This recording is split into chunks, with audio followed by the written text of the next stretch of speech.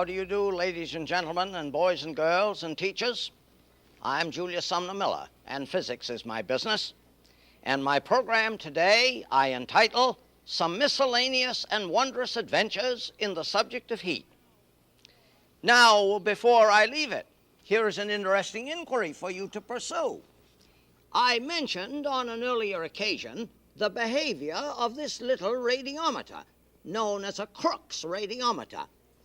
And I said that the way it's devised and designed and the way it works is that the black faces always retreat from the observer. Question: what would this do if placed between two cakes of ice? Supposing I placed it between two cakes of ice, what would it do? That's a very good question. But let me go on with my adventures. Here I have a large tin can in which I have put some water, and I have boiled the water for a while and driven out all the air and the occluded gases in the water. And now I'm going to, and you see that because the steam here, which is condensed water vapor, now I'm going to take this away from the burner, and I'm going to stopper it up, and I'm going to shut off my gas here. And I invite you to listen. Oh, listen, listen, listen. Oh, man, something is happening. Now, you know all about this. The water vapor inside is condensing into the water liquid state. The pressure in the can is getting less, and the atmosphere is beginning to do its oh, there it is. But I don't want to wait all week for it. I'll just hasten the process. Watch it. Oh, watch it. There it is. Oh, there it is. It got me on this side a little bit, but that's all right. This is an experiment in physics. Isn't that incredible to witness? Fantastic. Now, more about this. Supposing I tried to take out that stopper. Answer: it is very difficult to get out. Why? Because the pressure in the can is vastly less than atmospheric. But there it is. I'm going to do something stranger still. I'm going to pour some more cold water on there.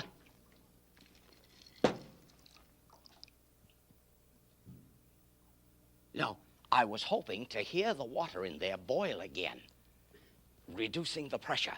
I think I can do that. I want to do that.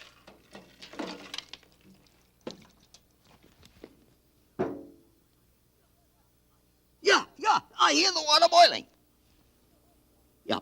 But let me go on with my business. Miscellaneous adventures.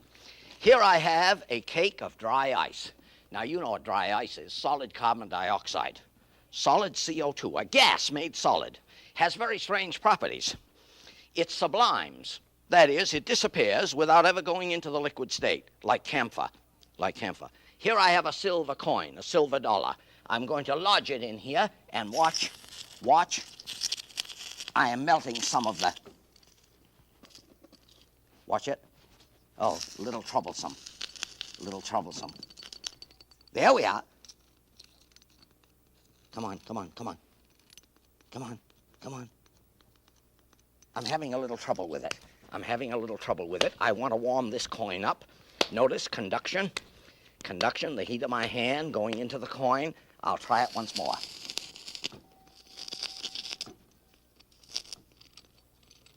There we are.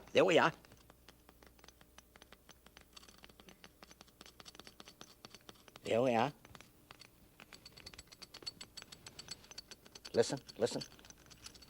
Yeah, this is to be likened to a thing in the history of physics known as a Trevelyan rocker, which a Britisher of long ago designed. And I invite you to go look into it. Trevelyan rocker. Now, look at that.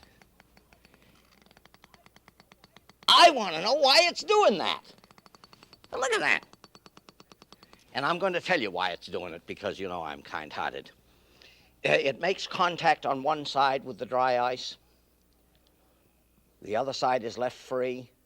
Heat energy is taken away. Gases arise. Push it over. I haven't said everything, but that's enough for you to think about. Miscellaneous further adventure. Question: I want to cook a hamburger very fast. Question, should I put the ground meat in a skillet, turn up the burners high, and cook it very fast to cook it fast?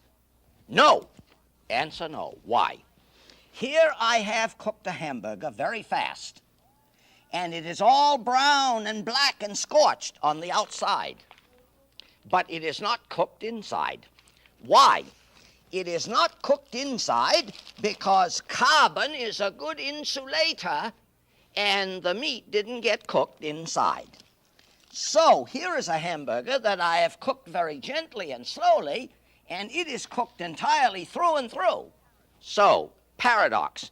In order to cook a hamburger fast, you cook it slow. And I think that's wonderful. Next miscellaneous adventure. Housewives, teachers, people who sometimes prepare onions find that it makes them cry. The vapor pressure is very high. That's why you cry. Notice, vapor pressure very high. That's why you cry. I'm a poet and don't know it. Question, how can I make ready an onion so that when I peel it and slice it and dice it, I don't cry? Answer, put it in the refrigerator, in the freezing unit for a little while, and lower its temperature very substantially, as I have done with this one. It's a little hard to cut, but I smell nothing. Why? I have lowered the vapor pressure. Now, another discussion. Viscosity, another interesting thing. Viscosity, V-I-S-C-O-S-I-T-Y, viscosity. What do we mean by viscosity? We mean the freedom with which something flows. So you put crankcase oil in the crankcase of your car, and when it's cold, it does not flow so freely. When it gets warmer, it flows more freely. So in the case of liquids generally, the viscosity goes down the higher the temperature. And I have an interesting little tale to tell. Here is some molasses in this vessel. It is at room temperature. If I should pour it, it would pour so fast. Now here is some that I have cooled, chilled in the refrigerator. And clearly it would pour at a lesser rate, very much more slowly. So I have to tell you a story. When I was a little boy, my mother used to make cornbread, Johnny cake, using molasses. And she had a recipe, all in her head, and the recipe called for the following. In the summer, the recipe called for 3 glubs. You got it? She turned over the jug and it went glub, glub, glub. And that was enough for the recipe. But in the winter, there was a different number of glubs. And I could never understand that when I was a little guy until I learned what we mean by viscosity and how it behaves with change in temperature.